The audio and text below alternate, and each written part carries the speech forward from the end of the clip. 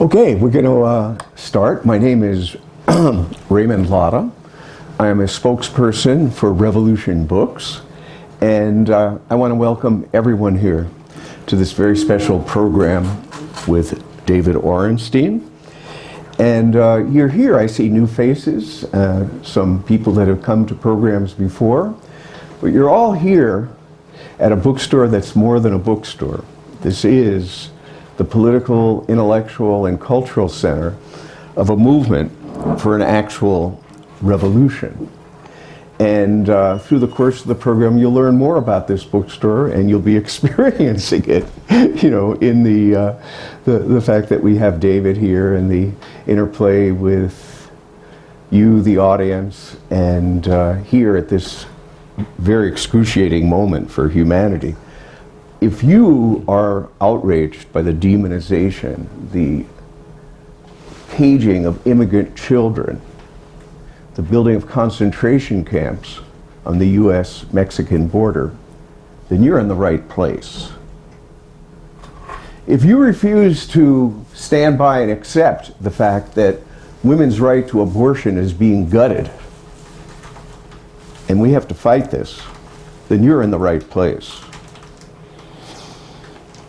If you care about the planet and are asking yourself how it is that we've gotten to a situation where the planet is literally on fire,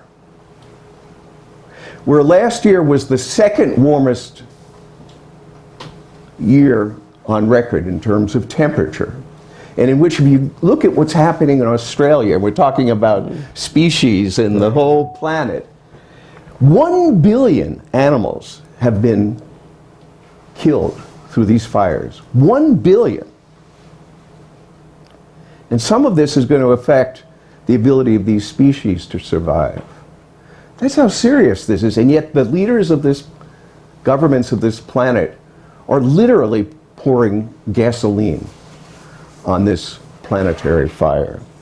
So if you care about this, if you are appalled by this, and you want to know what we can do about this, then you're in the right place. And if you are asking yourself, how did we get to a situation where we have a fascist regime in power, where 20,000 white supremacists were marching in Richmond, guns in hand, with very little opposition, but the Revolution Club and the National Get Organized for an Actual Revolution Tour, you learn about them here, and they are part of the life of this bookstore. They were there. 20,000 of these white supremacists, you know, and these are among the people that Chief Fascist Donald Trump described as, there are good people among them. And if you listen to Alan Dershowitz's defense last night, when he said that if the president thinks, feels, and is motivated, right? He did a whole parsing of the difference between motivation and intent. And he said if he's motivated by the best interest of the country, if he thinks that what he's doing is in the national interest, then that's not impeachable. That's not anything to take issue with. What that means is if Donald Trump, these fascists, think that rounding up Muslims, revolutionaries, scientists are in the interest of America, then so be it.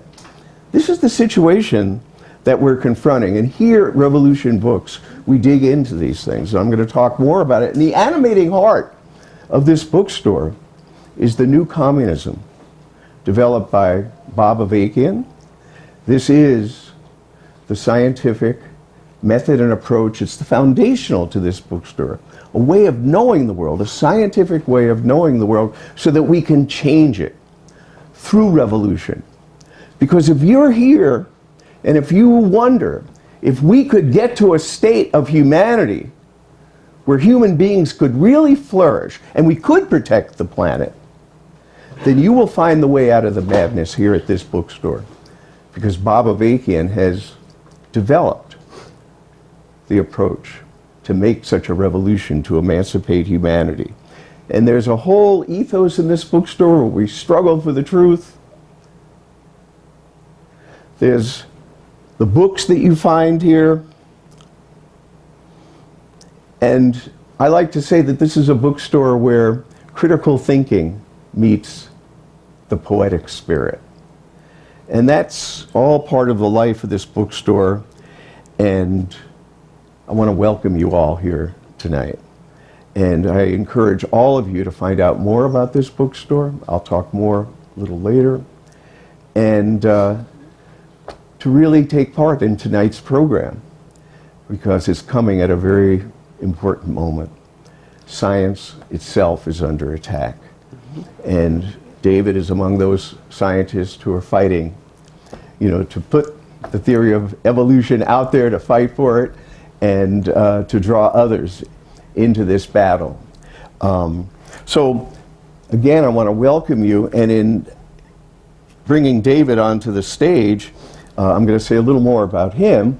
I want to read a quotation from a book that you can get here at Revolution Books called The Science of Evolution and the Myth of Creationism by Ardea Skybrake, who's an advocate of the new communism developed by Bob Avakian. And she says, everyone needs to understand the basic facts of evolution as well as the essentials of the scientific method. When people are deprived of a scientific approach to reality as a whole, they are robbed both of a full appreciation of the beauty and richness of the natural world and the means to understand the dynamics of change, not only in nature, but in human society as well. And I think that's a very, very inspiring rendering of the importance of the theory of evolution and a scientific approach to the world, the natural world and human society. So, David's book, David's talk tonight. David is the author of this new book. I have the advanced copy. Is this now officially? Oh, as of November. Oh, okay. Yeah. Oh, okay. Yeah. So, and we got the books back there. So David is the author of Darwin's Apostles. His co-author is Abby Hafer. Hafer, okay. And this is the book that tells the story of Darwin, Darwin's life and times, and the people, the scientists, who fought for the theory of evolution, who advocated for and popularized it. And it's a really exciting story, and it's told in a thrilling way by David. And, it wasn't as though the theory of evolution was announced by Darwin and everyone said, wow, great, right, let's embrace it. This is true. This is really important. This is really critical. This can make a real difference for the future of humanity. No, this was contested. This was opposed. And it wasn't a given that this theory would see the light of day. That's right. And, the knives were out. And what? The knives were out. The knives were out. Yes, right. Right? And we could have been thrust into darkness. Mm-hmm. So this is a very important, often untold story, and it has real relevance to what we're confronting today. Because there are those now, not just the religious fundamentalists and the Christian fascists out in the field, but from the highest levels of the government in power, who want to suppress this theory, to suppress science, and who are hell-bent on creating the infrastructure for a theocracy in the United States. That's what's underway right now. So these are very, very high stakes. And that's why we're so eager. We eagerly invited David to be here, and why we're happy to have him, so that we can learn more about the breakthrough that is the science of evolution and the continuing battle to uphold it, to extend it, and to win more people. And that last chapter of your book is very moving about who are the defenders and who are going to be the fighters for this theory of evolution today. So with that, I want to bring David to the stage. The format is going to be a presentation, PowerPoint from him, Then I'll say a little more about the store and ways in which you can get involved. He and I will have a brief conversation on stage, and then we'll open it up to you. And we have the books, and he will be here to sign the books and converse with you. So with that, David comes to the podium. Thank you.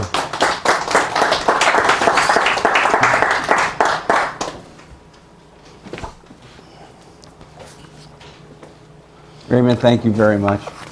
Good evening. It's really a pleasure to be here this evening. When I was offered the opportunity to speak here at Revolution Books, it was a real dream come true, because I remember when the store was downtown, and I remember coming as a patron and just loving it and buying books, and now to be here, it's almost like coming home, if you will. So I appreciate the invitation. I hope you'll enjoy tonight's talk and discussion. And I make a promise to the staff, who I also want to thank for all their help, that while I am very dangerously close to the edge of the stage, I promise you I will not fall off the stage. Well, actually, I might not be able to keep that promise, but I will do everything in my power not to fall off the stage. We'll put you back together. Thank you very much. Okay. Humpty Dumpty, if you will. So tonight we're here to talk about the book, and to really talk about how Darwin's work in the 19th century was so germinal and so seminal to really our lives today. That is, from a modern day fusion, if you will, of this incredibly important work that was undertaken by Darwin starting in about 1831 with the Voyage of the Beagle through 1835, and then 20 years of writing and doing this without the benefit of any modern tools, right? No understanding of genetics, because there wasn't a field of genetics. There wasn't a discipline. No scanning electron microscope, right? Nothing to be able to say how the operation of natural selection and evolution works. But yet Darwin, over a 20-year study, meticulously was able to bring to light, to, if you don't want to say discover, to certainly uncover what is so fundamental to not only our science today in biology, but in a whole slew of disciplines and fields.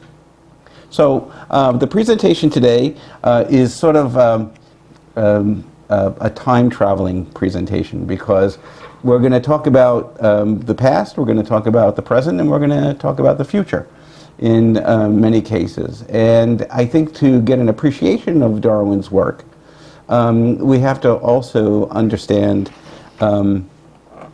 what happened before. You know, the only way you can know your present and plan for your future is if you understand the past. And that's very critical. So before we do that, we'll go a little fast forward, because while we'll talk about the 19th century free thought advocates, humanists, atheists, who were all allied to Darwin, we also should be thankful and look forward to people who were not necessarily scientists, but were maybe social scientists or educators who saw the importance of Darwin's work in the light of their own work as well. And I won't read the whole quote, I'll leave it on the board, but John Dewey, who is certainly critical to advocating for a rational educational approach, was very clear that Darwin's work introduced not only an ability to transform our understanding of knowledge, but to be able to cycle it through and help us understand that through natural selection and a materialistic view of the world, that we could use it to upend a theistic view of the world. That we can look through our morals and our politics and even our religion, though, and see that Darwin's work has a lot more value outside of biology. And it was also, and this is, by the way, a half century later, this is 1910, this is being written about Darwin. In 1909, also 50 years after the publication of Origin of Species, W.E.B. Du Bois, a very famous sociologist, African-American, Africanist, said wonderful things about Darwin as well. That, in fact, enlightenment of the 19th century, thanks to Darwin, builds upon human freedom. Now, Du Bois was very, of course, suspect of using Darwin's work, as was Darwin, by the way, to phrase the idea of natural selection as survival of the fittest. Because Darwin never coined that term or used that term. It was actually sociologist Herbert Spencer who did. So it's important to know that even after, 50 years after the publication, when Darwin was still vilified by many parts of the world, certainly elites, certainly the religious, that those who fought for renewal and transformation, sociologically, academically, educationally, they saw the power of Darwin's work as a form of liberation. Of course, we can't really talk about Darwin unless we also give rise to understanding Darwin's own antecedents. It was Comte de Buffon who actually broke with the church and said that the earth was 70,000 years old. Okay? Boy, did that get him into trouble. Okay? Of course, he also believed in the fixity of species, which goes back to Plato, the idea of divine and forms that don't change over time. Linnaeus, who was the great classifier, did the same thing. Lamarck was the first to actually break with the idea of fixity of species and use the term transmutation, which is a precursor to natural selection. In fact, Darwin, when he was leaving on the Beagle, was a transmutationalist until his research and realized, well, wait a second, transmutation, which is really almost about a consciousness to biology where there is none, was eventually cast aside because natural selection, certainly in 1859 when it was finally published, The Origin of Species, was able to, in a way, more than replace the idea of any type of... It's like saying that with transmutation, like a giraffe really wants to get to the top of the tree so that it stretches its neck. And then it passes on that need to stretch its neck to its other generations, its offspring. The world doesn't work like that. Biology doesn't work like that. Chemistry doesn't work like that. There is no consciousness to biology, just as there's no consciousness to physics or the cosmos. But that is liberating because it also frees us from thinking in theologic ways or ways that are anti-science. And so that's really, really important. Natural selection was thousands of years in the making in terms of actually getting to the point where humans could understand the mechanics of nature in this way.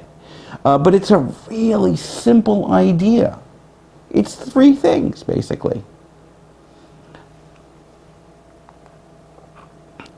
Let me see. So here's Cuvier. Sorry, I've been using this and using this for my notes, so I'm not using both ends of my brain, so I apologize to you. I could start over if you'd like. No. That's okay. We're with you. All right, thank you.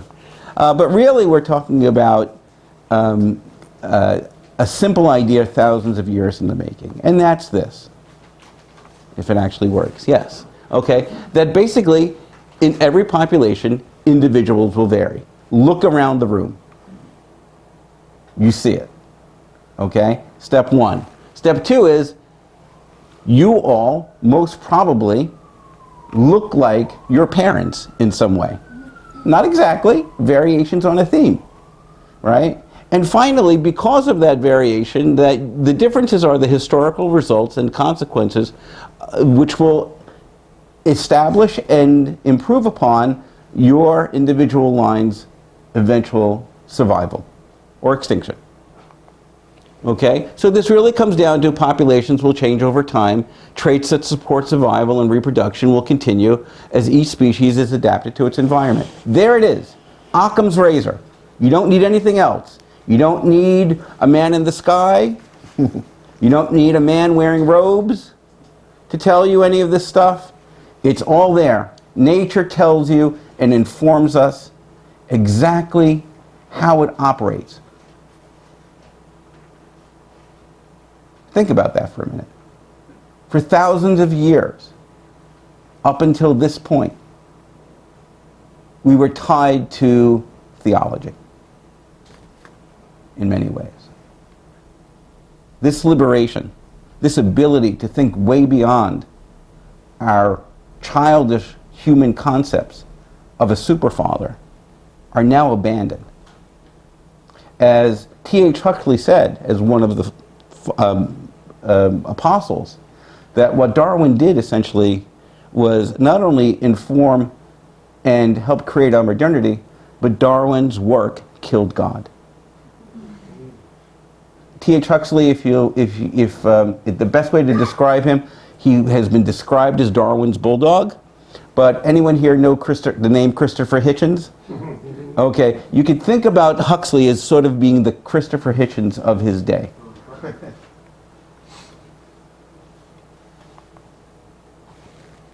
So here is the phenology, which goes way past Lamarck and way past Linnaeus, which shows that things are not linear.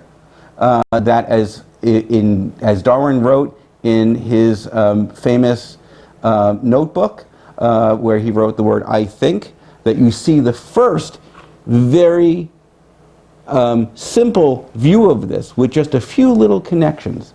That is, the complexity of life on the planet is not linear. That it is a bush, and that it leads to things, and sometimes things die out depending on the ecology, and species mutate, and they change into other species.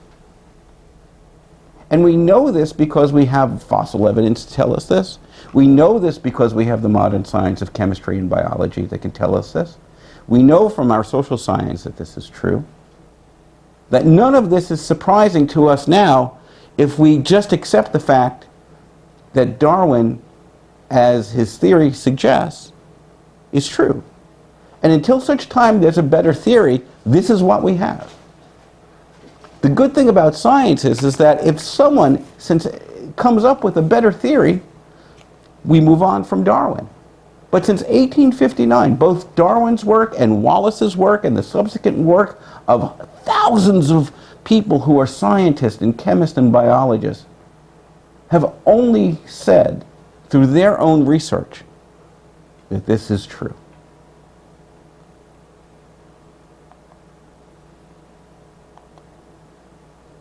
So we know the 19th century, again we're going to move back and forth in time, was a time of real reform, a time of questioning, a time of challenge.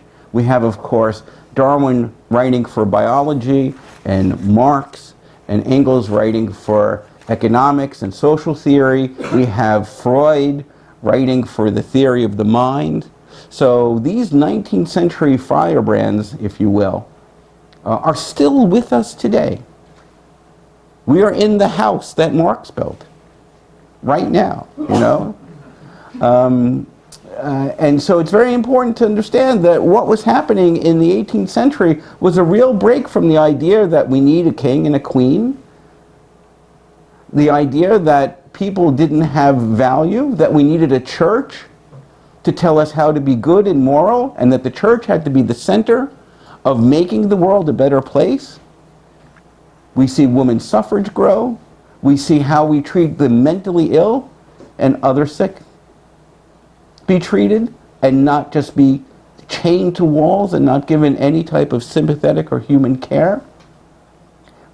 We see the movement away from physical slavery We have strikes being called by workers.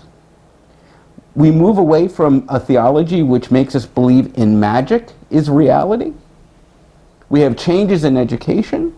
We have changes in the workforce, all going on at the same time that Darwin is writing over 20 years since his voyage of the Beagle, until he finally publishes in 1859, thanks in part to the 5 people who are the apostles here, but certainly also because one of the apostles who Darwin had a tremendous amount of respect for and correspondence with, Alfred Russel Wallace, sent in 1858 this 20 pages. Do you all know this story?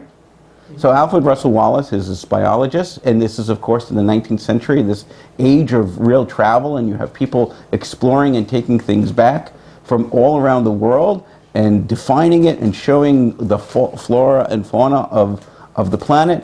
And Wallace is in touch with Darwin, and in 1858, Wallace sends this, and Wallace is 10 years younger than Darwin, by the way, so there's a maturity there and a real respect for each other. Wallace sends Darwin this 20-page outline of essentially natural selection, and it basically floors Darwin to the point where he says something to the effect, I'm paraphrasing, but I remember reading this, so I've been working on this theory for 20 years, and here it is summed up in 20 pages.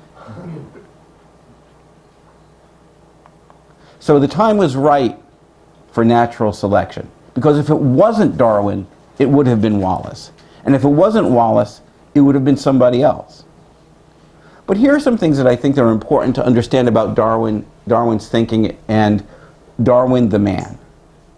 Because we laud him, but we cannot, we would disrespect his image if we treated him as the deities that he did not believe in, and that I'm sure many of us don't believe in here. Oops. So here are some facts. Darwin never wrote about human evolution and origin of species. There is no mention of human evolution and origin of species. There is mention of it, of course, in The Descent of Man, which he publishes a few years later, but in Origin, there is only discussion about the natural processes of how life adapts, speciates, or changes, or goes extinct on Earth. Darwin was vehemently anti-slavery. He wrote about this in The Voyage of the Beagle. He was disgusted with the idea of people being embargoed and be treated as pieces of furniture. And he saw it as a real evil. Darwin, however, was not anti-patriarchy. Darwin was not necessarily a suffragist. Darwin believed that English culture was a high point, and there's no reason why everyone else shouldn't be just like it. Okay, so if you put him in the context of his life, you understand that this is a man who had his own biases. So we can't really deify someone like this for his own failures. We can put him in historical context. Darwin's apostles, however,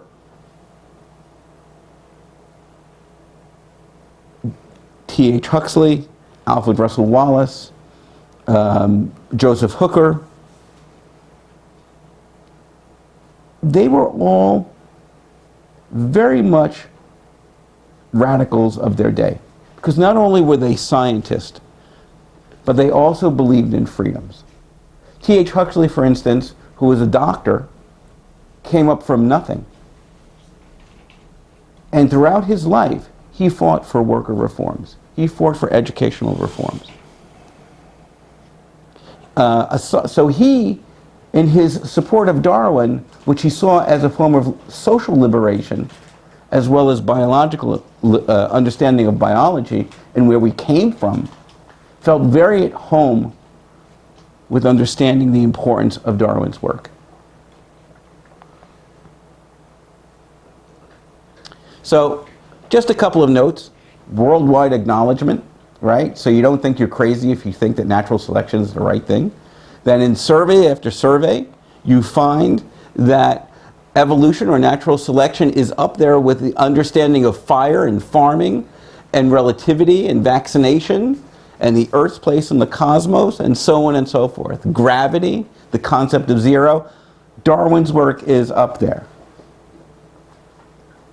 We even find, now of course this is not scientific in any way, and we also know that polls, have their fallacies, that in terms of historical relevance, Charles Darwin is like the 12th in terms of the top 100 people who have ever existed on the planet. No offense to anyone who thinks they're amongst the top 100, because you all are. Certainly you're among the top 25, because you're here today. Now, who remembers Casey Kasem? America's Top 40? Okay, so coming in at number 12, Charles Darwin. And what I like to do frequently is this same list without the religious and fascists and conquerors, and you see that Darwin comes in as number 6. So this guy is really important to not only our modernity, but to the social consciousness of our world, our Western world. So why was Darwin's work rejected? If you take out the slave owners, he was number 4. Right, exactly. I mean, you could keep going. We'll get him to number 1. Don't worry about it. We're all amongst friends here. Right, if we take out, right. Yeah, exactly. You could really have some fun with this, right? That's the beauty and the issue with statistics is depending on how you focus this and everything. But he's safely in the top 6 and definitely could be in the top 3. So thank you. I might have to revise this slide now. So what were the problems with Darwin? Why was his theory rejected? Why was he so reviled amongst the elites at the time? Well, there are a few reasons, and this is certainly not an all-encompassing list. The first thing is, during Victorian time, there was this real massive shift in belief in the occult. You had seances. Queen Victoria would have seances. You'd have tea readings. And if you were an elite and you wanted to be seen as an elite, well, you followed those who you wanted to emulate.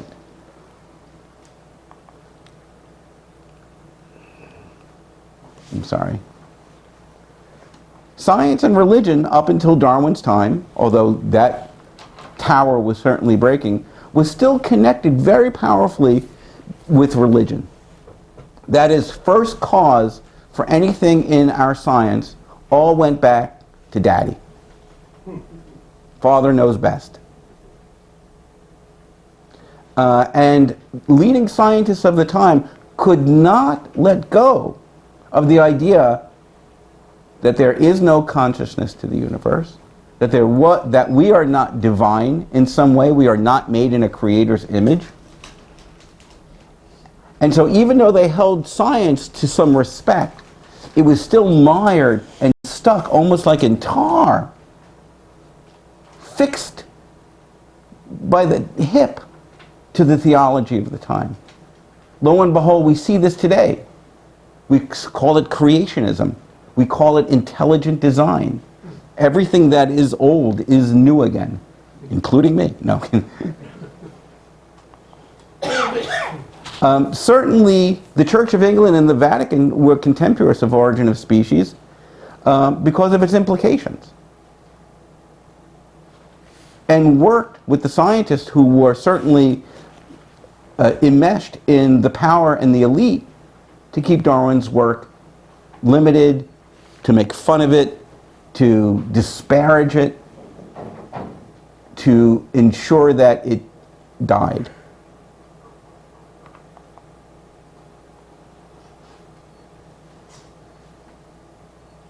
And so there was this trifecta, if you will, this Venn diagram of the church, of the elites, and the monarchy, who had a vested interest in seeing Darwin fail. Darwin didn't help himself in all of this for a couple of reasons. The first is, of course, is that he was painfully shy and often ill, and in some cases very much connected to psychosomatic illnesses. He was not a public speaker, ever. And some of that comes from the profound knowledge that he held that his work broke, destroyed, dismantled the trifecta mentioned above. Now, Darwin was not part of the monarchy, but he was an elite. He married his cousin. Anyone have Wedgwood china? Anyone hear of Wedgwood china? Okay. He married Emma Wedgwood, by the way, his second cousin. So this is a history of a family, like a lot of royalty that marries. There's a lot of inbreeding. You know, things don't go as well when you inbreed. But he had real concerns, especially his wife, who was deeply religious her whole life, and felt that his work, especially his seminal work, was going to stop them from being together in the afterlife. So that it created such a crisis for Darwin, because he knew that he was upending a monarchy, a theology, and his own personal family. Think about the burden that puts on someone who's shy and doesn't want to create waves, but at the same time needs to get this knowledge out, because that's what it is. It's truth. It's really a crisis of self.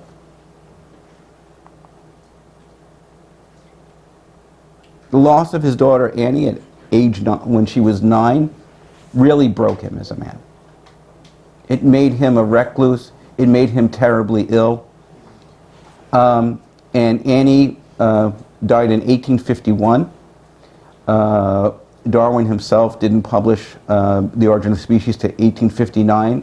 So there were 7 years, or 8 years, if you will, of him tirelessly feeling the pain of loss of what is essentially his favorite child. Darwin had 10.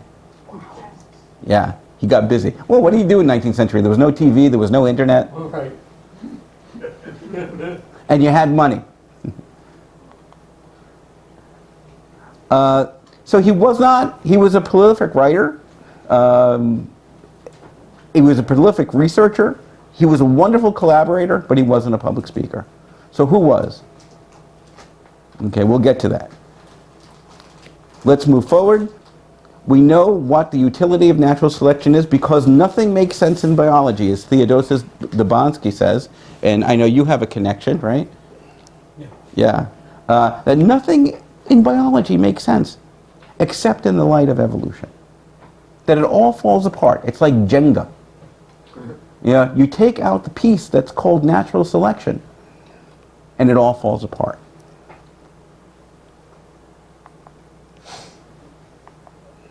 And we know this, and if we go back to the tree analogy that Darwin postulated in his notebooks and has become very, very clear, is that the tree of knowledge, thanks to natural selection, has not only informed biology, but sociology, economics, nanotechnology, artificial intelligence, environmental sciences, geology, psychology, anthropology, and so on and so forth. This is how seminal and liberating natural selection is. That it's not just for social sciences. It's not just for the physical sciences. It's for all of us to understand, regardless of the discipline we might be in, if we're not even in any of these disciplines, but just have an appreciation for knowledge. This is the liberation.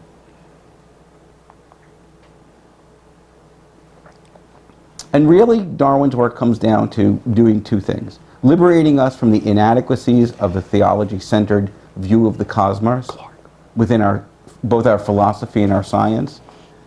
And secondly... Constitution. Oh, am I running out of time? No. Oh, okay. No, I'm getting technical stuff. Oh, okay. And Keep going. Oh, okay. And secondly, or simultaneously, disposing of the idea of both patriarchy and imperialism, that only white European culture should run the world.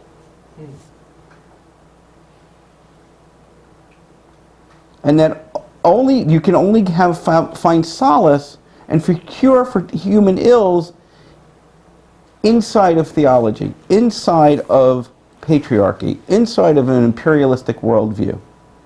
This is the liberation of natural selection, outside of the confines of biology. And this is why Darwin was so despised in his time, and for many cases despised in the 1920s and the 30s and the 50s and the 70s and the 90s, because we can go on with the number of challenges there have been to natural selection. In fact, if you buy the book, you'll find that there's a whole list of things that go on for quite a long time, that there's this anti-evolution creep that goes on in our state houses and in our national conversation. So, the tale of two June 30ths.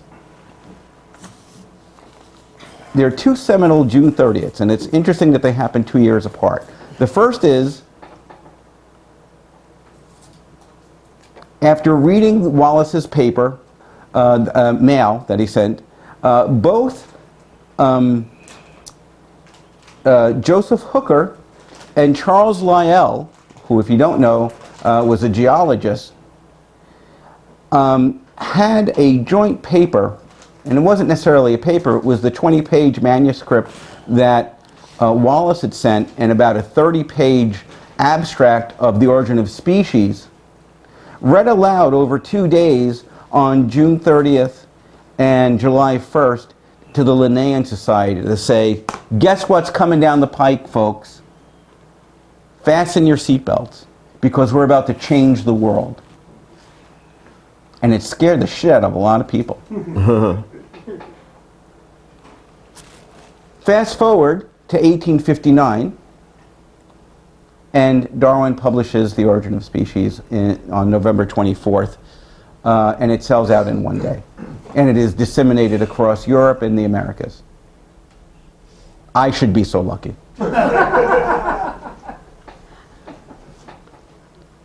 Fast forward again to June 30th, 1860, and you have the great Huxley-Wilberforce debate, one of the first, but not the last, because we're still debating it today, although there's not much to debate.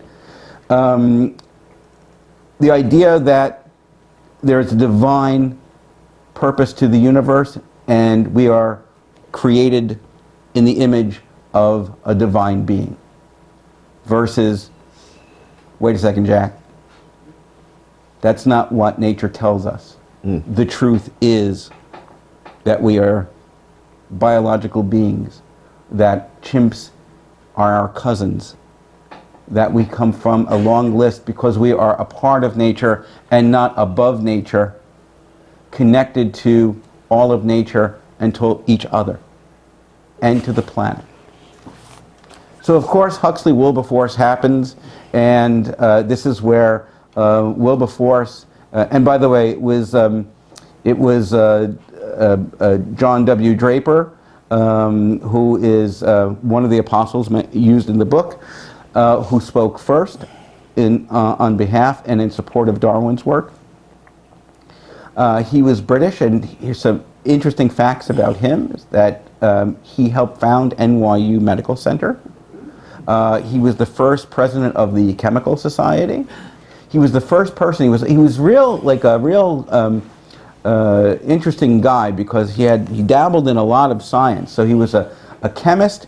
He was a physician, and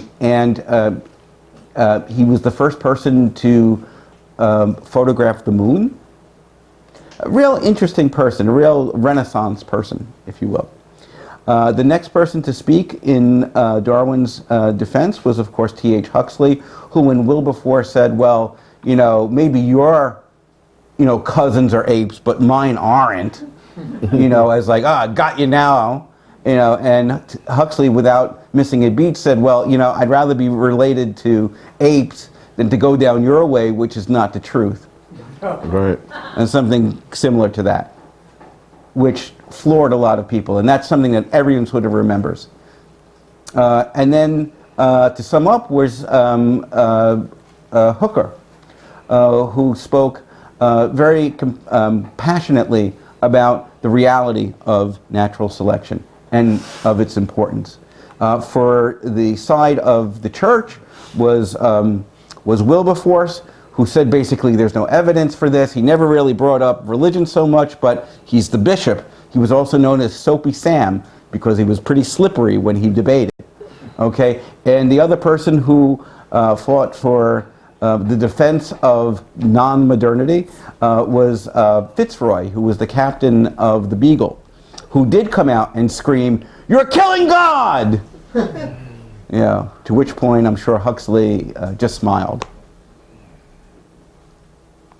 But these are the apostles that are in the book. Asa Gray is really interesting because he's an American, and the thing that Asa Gray did to really support Darwin, aside from sending samples and being this incredible open biologist, he was a deeply religious man, but saw no conflict between the idea of divinity and natural selection. And he was a real advocate for Darwin in the United States, so much so that although copyright didn't exist at the time, he got what the equivalent of copyright was for The Origin of Species in the United States. So he was a true advocate, a true patron of Darwin, respected Darwin immensely. Joseph Hooker was a lifelong friend of Darwin, read all of Darwin's work. Hooker worked at was the director of the Royal Kew Gardens, so he was a botanist. Asa Gray was a botanist. I've talked about Draper. I've given you some information about Wallace, and I've also talked a little bit about T.H. Huxley. We have, in the book, much more deeper discussion of these five fellows. And let me just say this. There were a lot of other people who advocated for Darwin in his time. Okay, and there were a lot of women who advocated for Darwin in his time as well.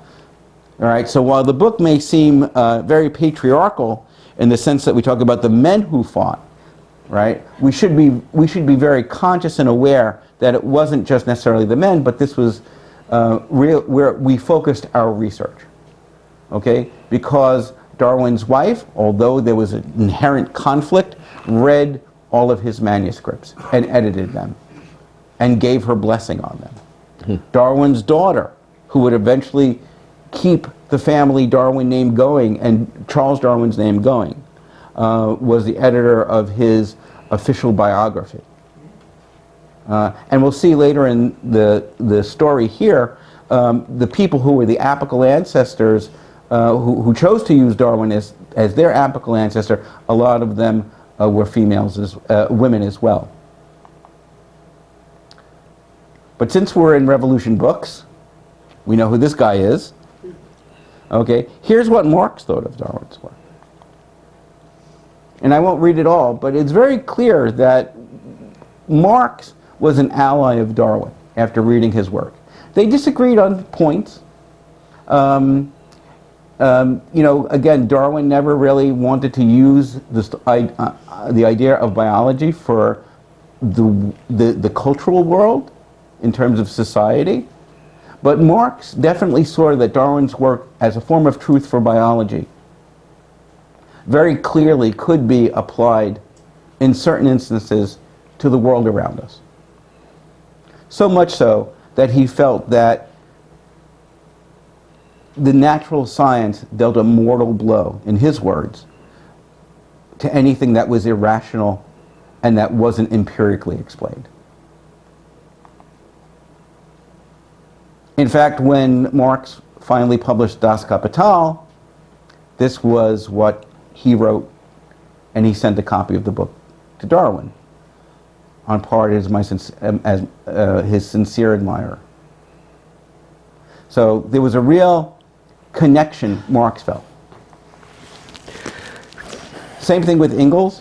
Ingalls is noted as saying that Darwin's work was absolutely splendid, that again it was grandiose in the sense that it made sense and was true and helped remove the idea of theology, which is the idea of looking at things that based on how they function and replacing that by how they developed, right? There's this guy named Rick Warren, I believe his name is, right, who did this thing with the banana and said, look how divinely beautiful a banana is. It fits in my hand and I can peel it and I can eat it. There must be a God. Exactly. It's spacious, right? So that's theology, basically looking at something's function. Great comfort. I'm sorry? Great comfort. Yes, excuse me. Who did I say? Who did I blame it on? Rick Warren. Rick Warren. Okay.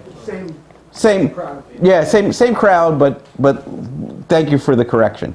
So this was, again, the idea of taking what looks superficial and building a consciousness around it and saying, wait a second, have you ever seen bananas before we artificially rather than naturally selected for them what they look like? You know, they're only about this big. They're mostly green. You know, they don't taste that good. But when you select for pleasing color, size, and sweetness, you change something. My wife has been trying to select those things in me all the time. It's not working. And then there's also Peter Kropotkin, who's a Russian scientist and a communist, who saw that the implications of evolutionary biology related to competition versus cooperation were scarcely different, that it's not about survival of the fittest, but in fact that if we cooperate, we actually lead a healthier, freer, cleaner, kinder, and gentler life. Oh, and let me do that. But these are the people who really were part of the free thought movement of the 19th century, and we devote a whole chapter to them because we would not have the free thought movement of the 21st century, of 2020, if it wasn't for people here. And they depended on Darwin's work.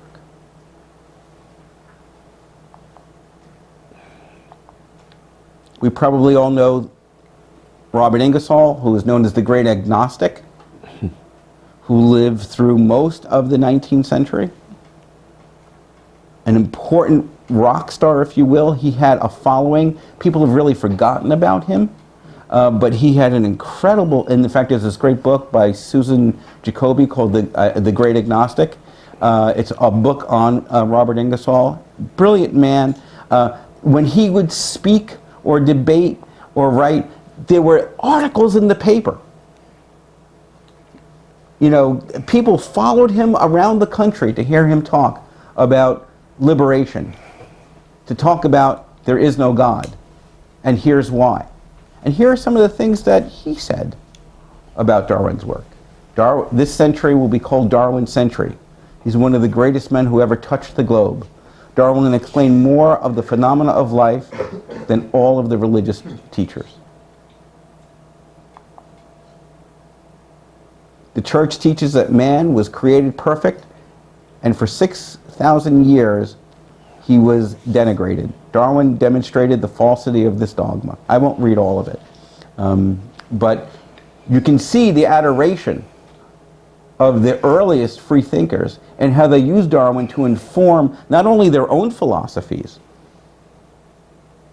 but the philosophy of free thought that would take us into the 20th and 21st centuries. Darwin destroyed the foundation of Orthodox Christianity. There was nothing left but faith in what we know did not happen.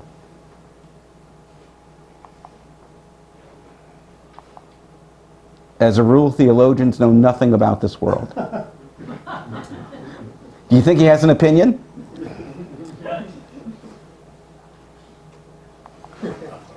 Then we'll touch a little bit on D.M. Bennett, who founded the Truth Seeker and who actually serialized both The Origin of Species and The Descent of Man in his newspaper. This was the leading free thought publication. It still exists today. It was founded by this man. And it would continue to publish pro-Darwin material and articles all through the 20th century, including during the Scopes Monkey trial. This is an excerpt from Aveling's interview with Charles Darwin that he did in the UK, which showed that Charles Darwin had given up on any form of Christianity, any form of religion.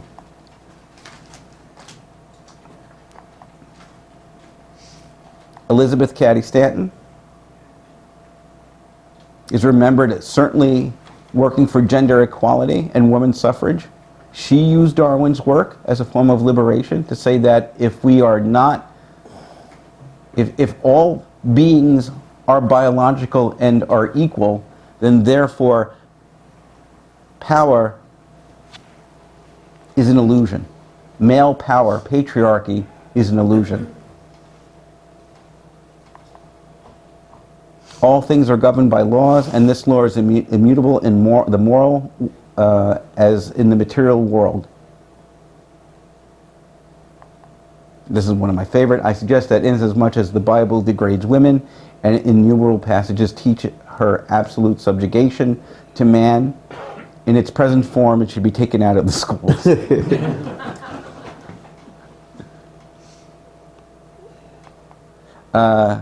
Andrew Dixon White,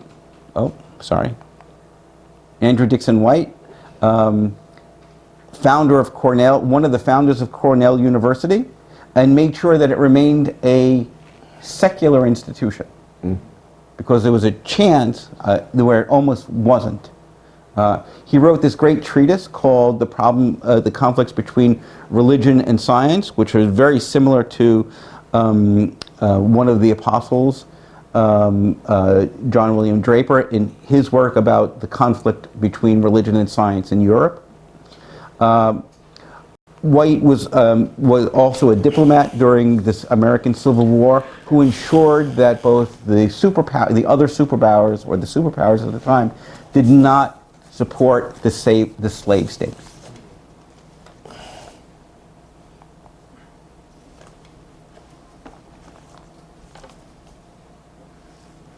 All opposition had availed nothing. Darwin's work and fame were secure. As men look back over his beautiful life, simple, honest, tolerant, kindly, and thought upon his great labors in the search for truth, all the attacks faded into nothing. This is A.D. White about Charles Darwin. Charles Bradlaugh, who is, he in England, he and Annie Besant were firebrand activists during the 19th century. They fought for a woman's right to choose, not only the time and if she got pregnant, but he was an atheist, and he went to jail because he refused to put his hand on the Bible to be sworn into Parliament. Wow. So in 1832, there's this thing published by Dr. Charles Newton, this pamphlet called The Fruits of Philosophy, that really talked about advised married couples on how to avoid pregnancy. This is in 1832. And Bradlaugh and Besant republished this, and that's what in 1877 got them really into trouble, because blasphemy! You know, how dare people choose whether or not they're going to have children? That's a sin against God. There are so many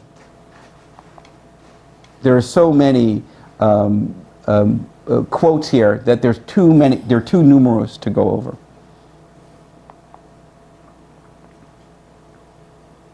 I told you at the outset that I come to these conclusions by the way of science. From science, especially your Darwinian science, we can learn so much. You that are students of Darwin and have learned something of his views and of his great truths will know that I mean by this idea of changing environment, the surroundings, as well as changing the individual. So not only did he write, but he allowed other people to freely write their work.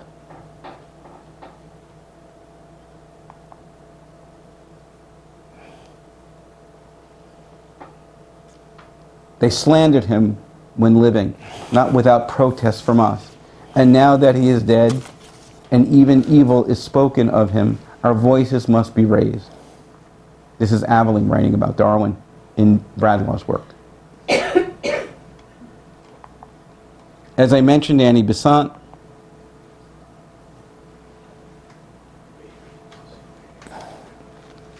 she used Darwin's work to her point to freedom and liberation of women in the 19th century multiple times. In fact, in one of her most consequential works, The Law of Population and Its Consequences, she mentions Darwin's work 5 different times because it's so important and so liberating. Darwin and his Origin of Species, there is no exception to the rule that every organic being naturally increases at so high a rate that if not destroyed, the earth would soon be covered by the progeny of a single pair. Then we have other people who have really been forgotten by time, but need to be remembered if we are to remember the value of their work to inform our lives even today. George Foote is described as Bradlaugh's protege. Foote penned many different articles about Darwin. I'll give you just one and we'll go through others because I don't want to just slow things down. In certain sense, however, Darwin's achievements are more remarkable because they profoundly affect our notions of man's position and destiny in the universe. This is being written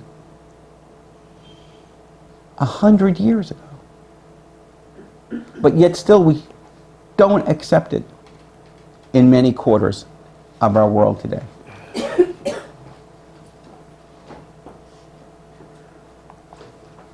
The philosophy of evolution took possession of his mind and gradually expelled both belief in God and belief in the immorality of morality. I could go on. We'll talk about Chapman Cohn, who was probably one of the youngest and lived well into the 20th century, was an intellectual and humanist and advocate for Darwin's work. But if it was God's purpose that only the fit should survive, why create the unfit? If the wisdom... Oh, sorry about that. Okay. Here we go. If the wisdom of God is shown in the structure of animals that survive, must there not be a sad sack of wisdom in the immense number that succumb? Cohn on the evolution in Christianity. So we can definitely go on because these guys wrote so much. But really what I want to do is sort of leave you with this. Like, why does it matter? Why the heck should 160 years later, should we care about this? Why? Ask yourselves. As was said in the introduction, because we're still fighting the battle. It's not like, oh yeah, that makes sense, let's move on. It's like, oh, that makes sense, let's kill it. The Scopes monkey trial. Right? Up in the 1990s, Kitzmiller versus the Dover Board of Education. This whole idea of teaching intelligent design, teaching creationism, abounds today, and not just in the United States. If you look at the book, you'll see 70 or so laws that are attempted to be passed every year, that slowly diminishes our acceptance and our understanding of nature. Just like there are laws that slowly diminish a woman's right to choose. Just like slowly diminish the idea that we're all equal. Just like slowly diminish the idea that we're not burning the planet. That's why we have to stay in the game. We all have skin in the game. So, it's still an uphill battle. You know, this statistic is a little old, but it's not untrue. Because it's not that changed. If you look at where USA is with understanding and accepting the idea that we evolved, we're really down the road. We're not at the top. You know, there are all these countries that are modern, that have social safety net, that understand the material world, that you know, are pro-LGBTQ, you know, that don't see people as different so much as equal, you know. Where is the United States in all of those things? Right? So statistics don't lie. Well, they could, but these don't. Okay? And if you look, well, you know, there's a readiness to accept the fallacy that Darwin was wrong, or that Darwin was evil, or that Darwin was corrupt, and that his ideas are wrong, because when you look at where the U.S. is in terms of educational statistics, you know, they always like to shout, we're number one. Guess what, folks? We're far from it. Okay? Look where we are in math compared to other countries. Look where we are in reading. Look where we are with the understanding of science. And then you understand why it's so easy for people to not accept natural selection. Because when you're not really understanding science and you can't read it and critically think about it, you're susceptible to the things that go on in what your parents teach you and what your community teaches you about the world was created in 6 days. On the 7th day he rested. That we were divinely created. Where there's zero evidence for all of these things. Canada's right up there. I was surprised. Yeah, I mean, this is a few years old. I should update this, but it's not changed much. So then, of course, when you look at the ignorance that is in our world today, all you have to do is go to the Creation Museum, and you see velociraptors hanging out with children in their museum, in the Creation Museum. You know, this is when they were building the Ark. You know, to sit alongside the Creation Museum. This is not fake. There are people who go to this shit. There are people who go and buy, you know, who go there instead of Disneyland. You know? And what's interesting is that according to the Bible, you know, it didn't take Moses that long, Noah that long to build the ark with his family. But you can see here the quote-unquote replica based on the Bible. It certainly has taken them a little bit longer, and they certainly are using modern tools to do it. So really this isn't science. And I like to say that it's really Flintstone science. Because look what they have in common. Thank you, Hanna-Barbera. And this is one of my favorite jokes. Oh crap, that was today. You know, that's why there are no dinosaurs, because they didn't make it onto the ark. Because, you know, they all slept in that day. And yeah, exactly, groans. The concurrent phases of political religious objection to evolution, which exists today, exists in real time. There are followers of these people, voters, who cast a vote for these people. When No Child Left Behind was being going through its legislative process, it was Rick Santorum who put in what is known as the Santorum Amendment that was meant to allow for the public teaching in public science biology classes creationism as an alternative to or in existence with teaching evolution. Now, I never say this because I'm an atheist, but thank God that amendment never made it into the actual legislation. Okay? Yeah, more than that, exactly. When you look at our vice president, okay, he said, he read it's in the congressional record, that the world was divinely created, that there is a divine spark. Evolution isn't true. He said these things. He's emboldened to say these things because he believes these things.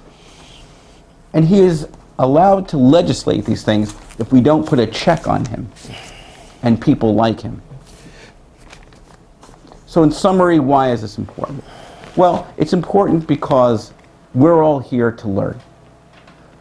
We're all here to make the world what we hope will be a truer and kinder, a better place because we respect science, because we respect the material world, because there's an interest in truth and not truthiness, but actual truth.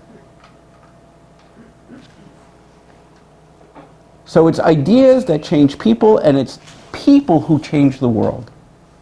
And that is what we have because of Charles Darwin's work, at least related to our understanding of the natural world. It's important because we might have variation and outside characteristics that make us individuals and different, but we are all part of the same story.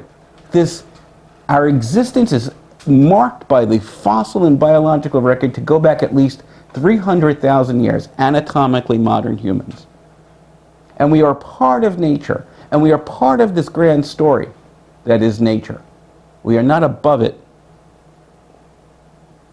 We sure are close to killing it, but we're certainly not above it.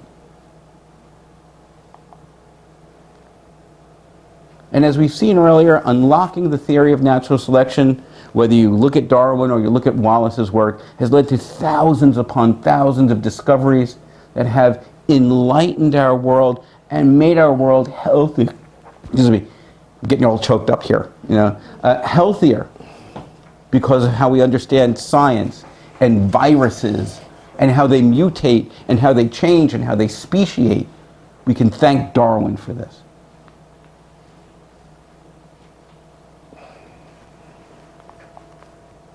And I think finally it's the knowledge that has involved us to become self-aware. As Carl Sagan said, we exist for the universe to know itself. That if there's a consciousness to the universe, it is in this room because we are conscious individuals. And that understanding the material world makes us increasingly humane, one would hope, and not afraid to stand with each other as brothers and sisters of the same species. And with that, I thank you.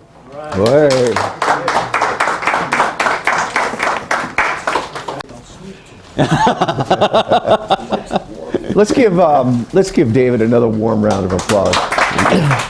Thank you. You and I will have a little more conversation, then we're going to open it up to you. Okay? So thank you very much. Thank you. Okay, I want to ask a few quick questions, and then we can open it up to the audience. One about the actual development of the theory of evolution. Why was botany so central to this? In terms of the work and discovery. And there was you emphasize several times in the book that botany. Botany, I would sort of like you think of evolution, a lot of people more sort of spontaneous. They go to there's animals, right? And then you actually talk a lot about the importance of botany towards the development of evolution, and that has to do both with phenomena related to botany, but also some of the prejudices of the times. I just thought it was a pretty interesting insight. Well, plants don't run away from you. So it's much easier if you're a naturalist in the 19th century. It takes a lot of energy to capture enough amount of individuals with any particular species to be able to raise or develop any type of conclusion based on that. However, when you got plants, you can just pick them.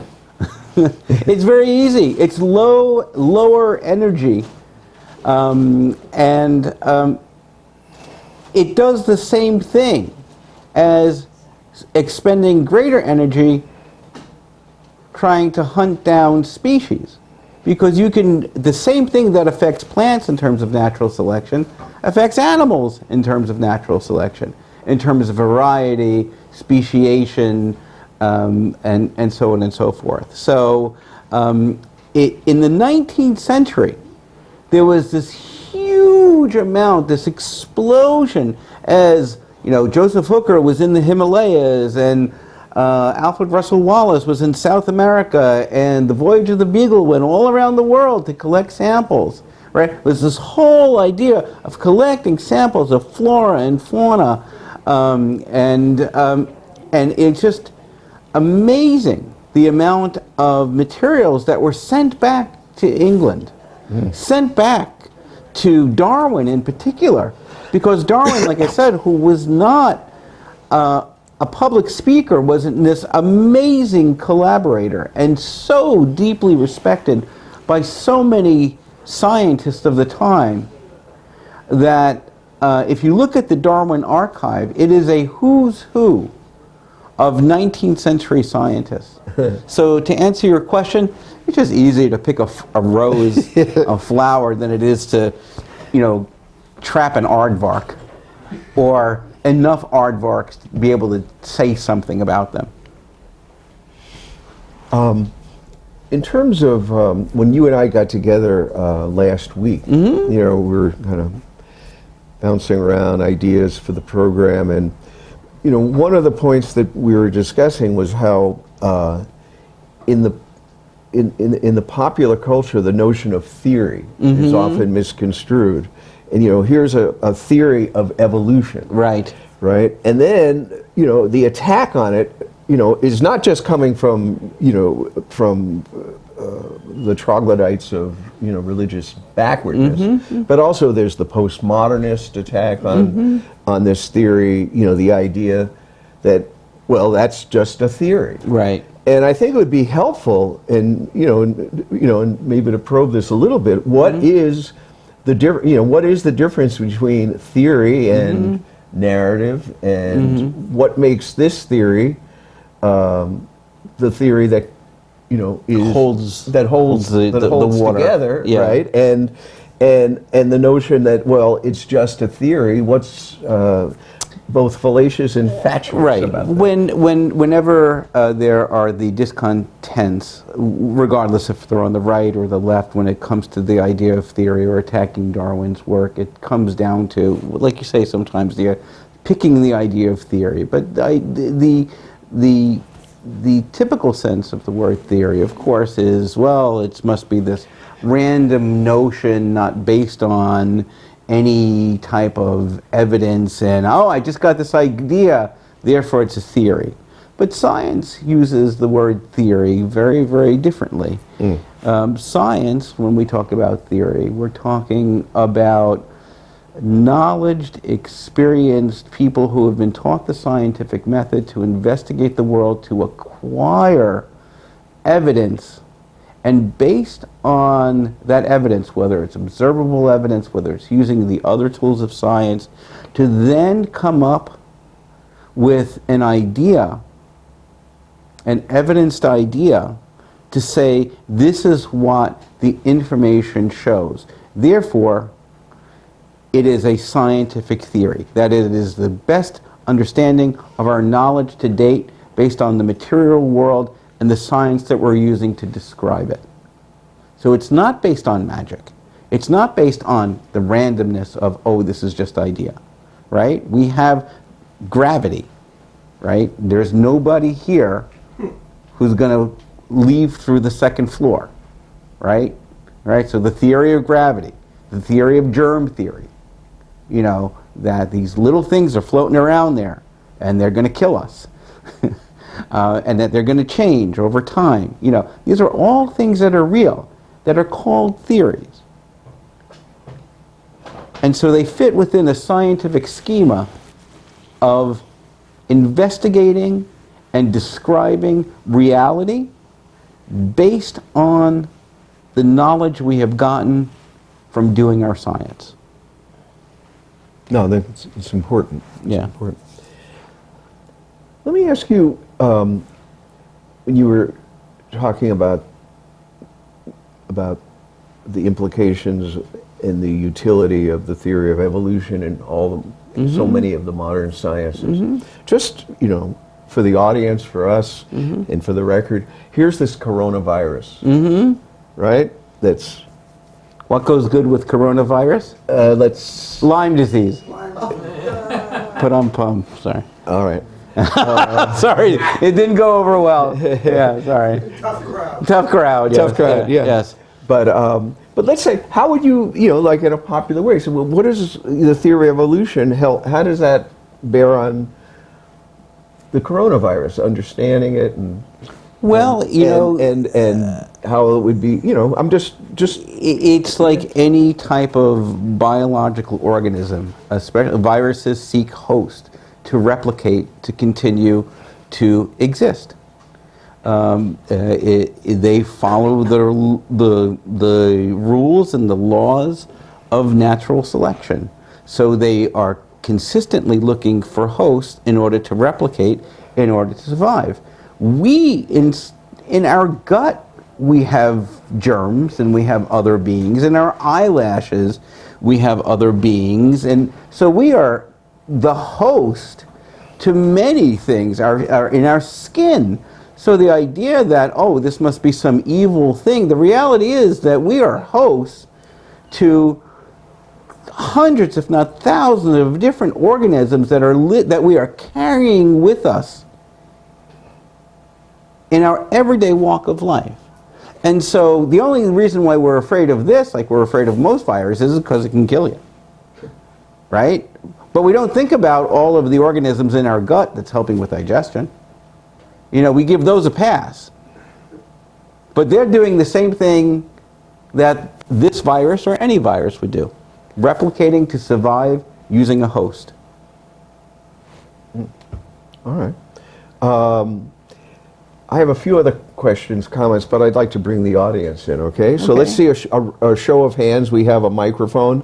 And let me see who would like to ask a question, make a comment. I see. Okay, hold on. Let me just see. Okay. There's one. Who else? Two. Okay, so let's go with you, and then. Let me just say that there's a pecking order in the sense that, and I think it was Groucho Marx who said, answers are $5, correct answers are $10. So just to let you know. I just thought that you might be interested in knowing that the political scientist Stephen Eric Bronner described... Stephen Eric Bronner. Okay.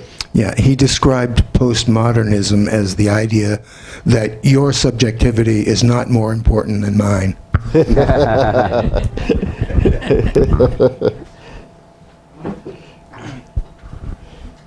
So, yes. Okay. Yeah, David, I wanted to thank you very much for your presentation, because it's Thank you. the importance of bringing the scientific method to people is so very important right now, because as you pointed out, these very basic truths of science are coming under religious attack. Yes. At this time, a state like Texas can control what goes in textbooks all over the country because of the purchasing power that they have. But it's interesting that at the same time that this kind of attack is going on, there's a kind of a related and parallel attack, which I call Kellyanne Conway thought, and that is that there's alternative facts. Right. You know, some scientists think the world is getting warmer, and they have facts, and other scientists say, no, it's not, and they have facts. And the whole point there is to promote relativism, that there's no who's to say, you know, Right. you pick there's no real absolute truth that you can get at. Everybody's putting forward their views on this, and you should pick the one that's most congenial Right. to you. And that's dumbing down, you know, society. Absolutely. If people begin to operate on that basis, you can't liberate humanity without having a scientific understanding of the world. If you go around thinking there's alternative facts to facts, you know, then you're in a very deep and bad place. But there's one other little interesting twist to that, and that is that sometimes there are scientific facts that are real scientific facts that come into contradiction with other scientific facts that are real facts, and those are sometimes moments that illuminate us, because somehow we're missing something. Right. And it causes, I mean, you actually cite some examples in your book on scientific objections to Darwinism. And one of them was by Lord Kelvin, who had studied how the Earth, the warm Earth, radiates heat out into space, much more than it takes in from the sun. And he said, look, you can't go on like that, radiating heat out into space without getting colder. And looking back in time, not so long ago, the Earth would have been too hot to sustain life. And in other words, the billions of years that Darwin's theory required weren't there. But that's if it's not if it's a closed system, that would be one thing, but it's an open system. Right. But the interesting thing is Darwin's supporters didn't have any answer to this at that time, because there were reasons for why the Earth was not getting cooler that were unknown. Right. Had to do with convection currents of magma within the center of the Earth. It had to do with heat generated within the Earth by the decay of radioactive elements. And in fact, the surface temperature of the Earth had been relatively stable for many millions of years. But it's interesting to be, and it's a challenge to us to be able to distinguish between Kellyanne Conway's alternative facts and real contradictions that we find through our investigation of the real world that enable us to probe even deeper. Yeah, I take your point, and it's very similar to my own in the sense that, when it's scientific ideas that are in conflict, you use science to be the arbiter or the referee to figure out the closest you can get to truth. It's not the schema of science versus the schema of philosophy. Not that there isn't a philosophy of science, right? But good science is based on the same tools that are used to investigate the world across all areas of science. That is, to devoid itself, to avoid and to devoid the idea that science is just an opinion. That science is relative to and is on an equal stance as, let's say, religious belief. We're not, now you're talking about comparing apples and oranges and trying to make the relative leap that there's an equality of scale and idea in order for all things to be right. Well, the reality is all things can't be right. That's right. And the reality is that if you're going to trust something, you have the free will to trust the theology if that's the way you want to see the world. I won't take that away from anybody. However, that person doesn't have the right to take away my right to see the material world through a scientific lens when it's warranted to be able to understand how nature operates. And to me, that's the most important thing, is that it's not apples to apples. It's apples to oranges, or it's apples to cornflakes, because you're not talking about the same things anymore. If you want to talk about, well, is there controversy in science? That's actually really healthy. When scientists disagree on science, it means that you continue to work on discovery to get as close as truth as possible. One day, if Darwin's theory, law, if you want to call it, the Darwinian law, is overturned because science finds an alternative that is more correct, well then, you can return the book to me. I will give you 50% back. But the reality is, up until then, the best we have, which is not a consolation prize on any sense, it is that for the last 160 years, this idea of how nature operates on the planet was finally released to our conscious brain through the work of these scientists. And so respecting that and understanding that can only help you become a better human. It cannot detract from your humanity. It can only make you better. And so that's why I choose to live, and I think many people here choose to live, in a world where we know that up is up and down is down, and viruses exist, and it's not because you're a sinner, and it's not because, you jerk off too much. Well, in some people's cases, I don't know. But it's because there's an outcome. There's a cause and effect relationship between natural processes. whether they be evolution or they be the study of the cosmos, and so on and so forth. And so that's what we have to respect. Thank you. Well said. Let me see who else has. You in the back. Okay. Did you ask a question yet? Oh, okay. Let's go here first, and then we'll go to the back. First, was the term theory originally a science term? I don't know enough about it to be able to speculate. There might be someone behind you who has. What was? Yeah. Oh, It was a germ theory, originally a scientific term. Or just the word theory itself? Yeah, I'm not And of a course we're limited to researcher in this English. area. I know it exists. I know that there's a history to understanding it, and that the reason why it's called a theory is because, just like with natural selection and other forms of evidenced science, that what we call a theory, what we call a law, so on and so forth, in some cases when you're doing good science, they're interchangeable. The only reason why we still call Darwin's work a theory, at least in the general lexicon, and not among scientists, it's a law. Amongst lay people, it's a theory. That doesn't mean you can't dethrone the law, that you can't replace it, right? Whether it be germ theory or evolution or natural selection. It just means you better really have your ducks in a row and be able to not only show through using multiple methods an outcome that overturns the theory or the law. For instance, if you look at evolution and evolutionary biology, and I'm sure your daughter can talk to this, right? It's not just it's not just evidenced by DNA. There are other sciences that are sister sciences that can also show the same outcome.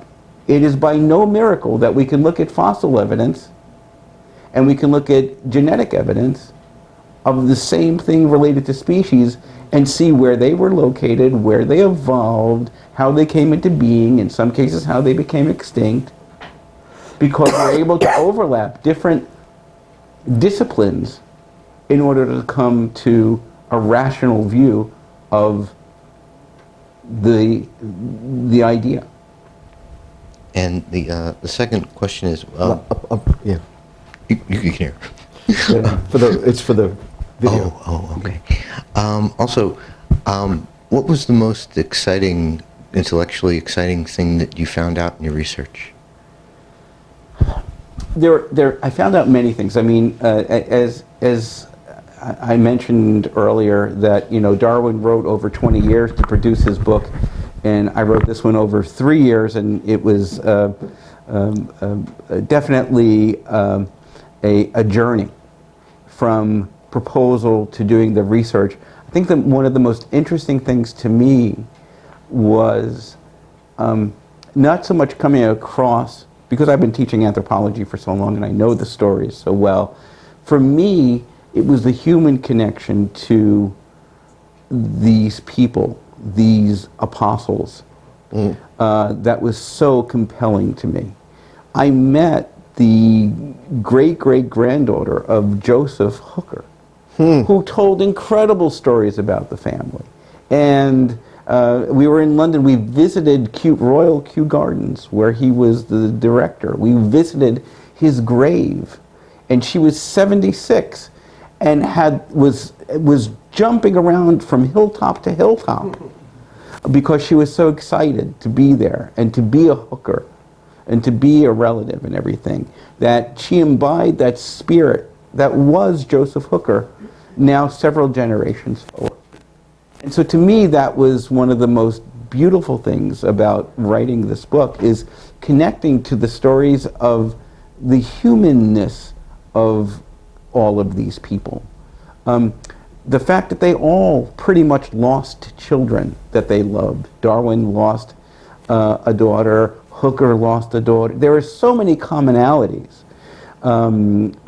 Draper's 2 sons lived to adulthood. They died early. He outlived them. By the way, Draper, who, like I said, was British and moved to America at a very young age, helped found, and another one, Draper helped found NYU Medical Center.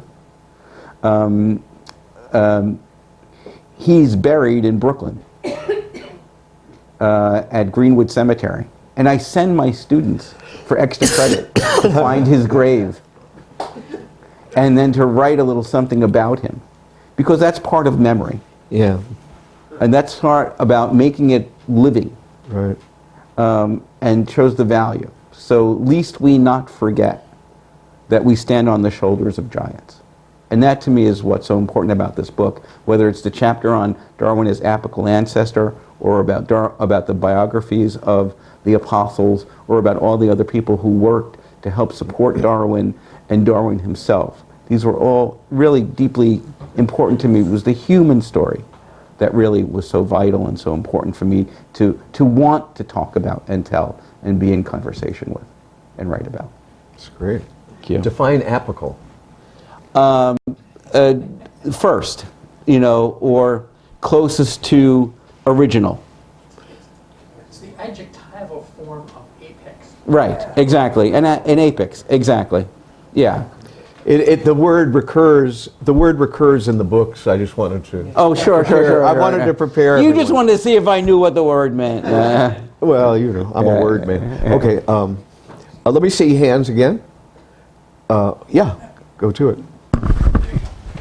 I just want to remark that I'm still in the kind of the beginning part of the book, and what I thought was interesting was the fact that at least two of his apostles started out being vehemently opposed to it. I love that dynamic that they advocated it not because they wanted to, but because that's where the evidence led them. Right. That's where the That's truth right. was. That's right. Exactly. That's right. Yeah.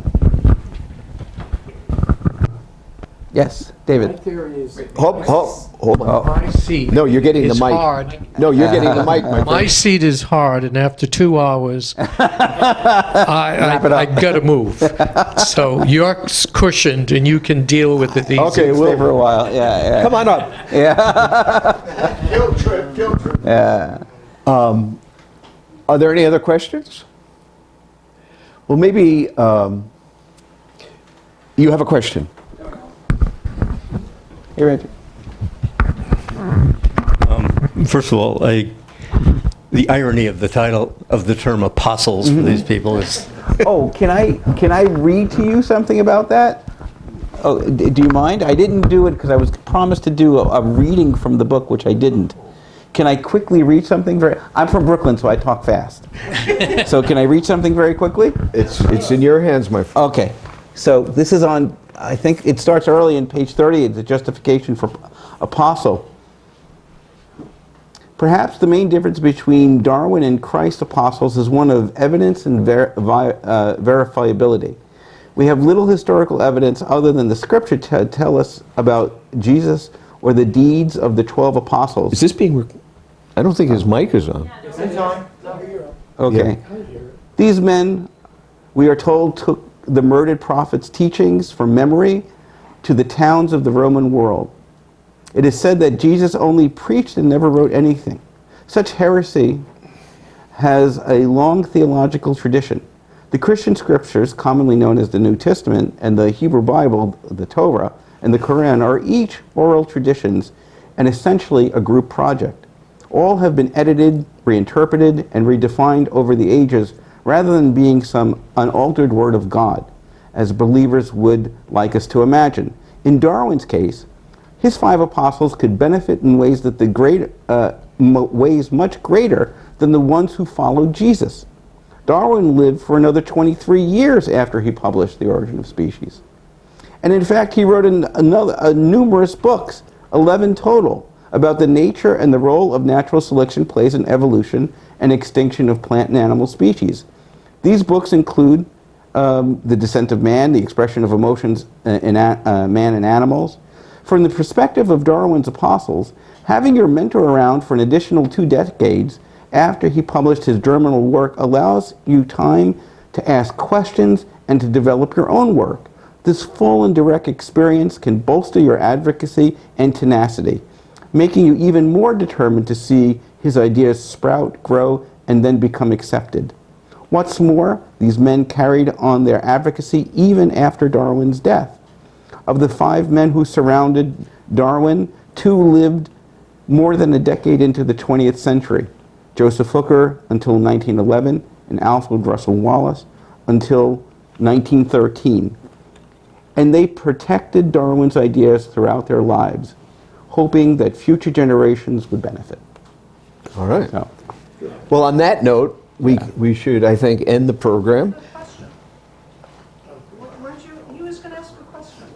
My question was, I thought that was your... okay. What maybe you want? your answer should be read the book, but the question is, Yeah. what made you decide to write a book focused on these apostles? And what did you learn from when you first conceived it to the end of the as you're talking about in terms of that question? Because, for oftentimes, especially as time puts distance between people through generations, we tend to forget the humanness of the people and the that were living long ago, and then it could lead to either demonization or veneration.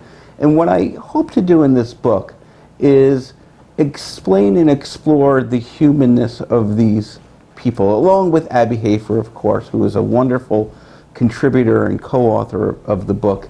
The idea, as I mentioned in the book, is to really focus on the people who helped support Darwin, the way the Beatles song, "I Get By with a Little Help from My Friends."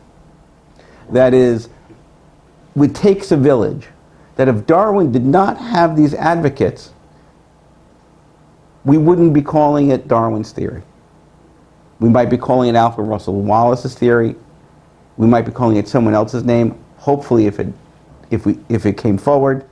But we know that because we call it Darwin's theory, and that we know that there's a history in the written record about who really helped secure Darwin's ability to live past his own life through his writings, that we have to not only honor the man, but his family and those around him who helped to secure what is essentially our modern world. All right. There we go. And on that note... That's the note. That's the grace note. Okay, yes. All right, Thank so you. we have copies man. of the book. Thank you. We have copies of the book that you can buy, that David can sign. You can hang out a little, talk, and thanks for turning out. Yeah, thanks for coming. Bye-bye.